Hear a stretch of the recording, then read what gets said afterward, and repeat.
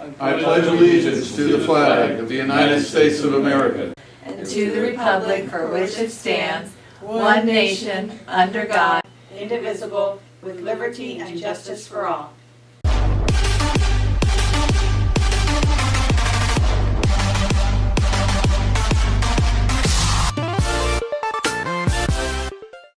Hello, today is Wednesday, January 27, 2016, and this is the Daily Bulletin. I'm Cameron. Jordan. For today's lunch menu, we'll be having sloppy joes made with natural ground beef, served on a sourdough toast with a side of oven-roasted broccoli. The soup of the day will be spicy Cajun gumbo. And now we go to the sports with Jordan. Thank you, Cameron. Today's inaugural game will feature Team Garcia versus Team Morris.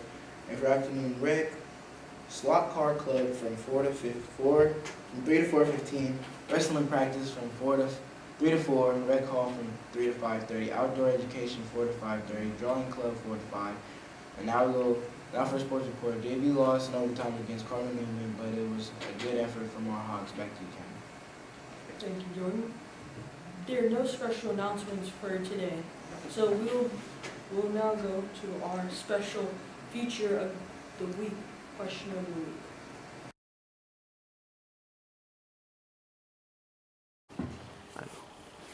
I'm here for Mr. Fusico, and the question of the week is, what do you think of when you hear the name of Martin Luther King Jr.? Martin Luther King Jr. was the man. He was the man that organized like masses of people in Alabama down in the late 50s, early 60s before he was shot.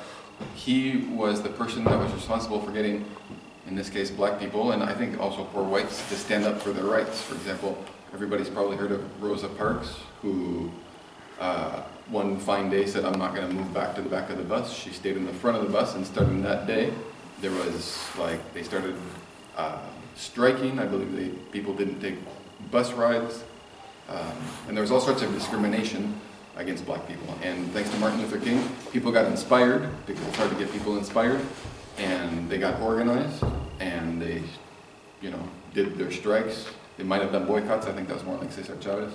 But they did strikes to bring about social change, which was why he's got a holiday. That was beautiful. Thank you. I'm here with Ian and Jose, and the question of the week is, what do you think of when you hear the name of Martin Luther King Jr.? The first thing that comes to my mind is freedom. The first thing that comes to my mind is change, positive change. There you have it. This is the question of the week, and I'm here with Mr. Jackson. And the question of the week is, what do you think of when you hear the name of Martin Luther King Jr.?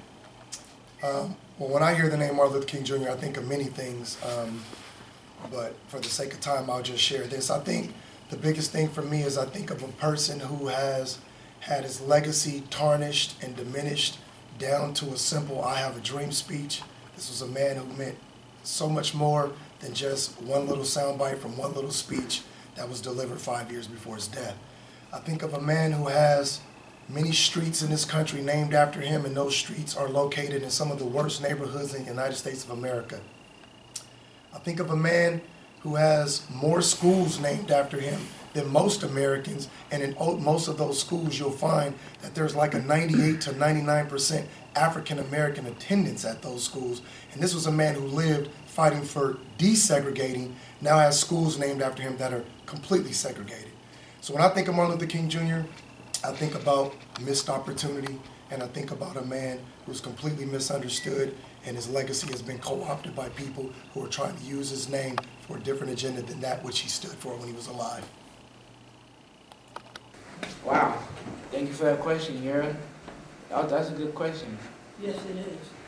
That's all the news we have for now. I'm Jordan. I'm Cameron. And this has been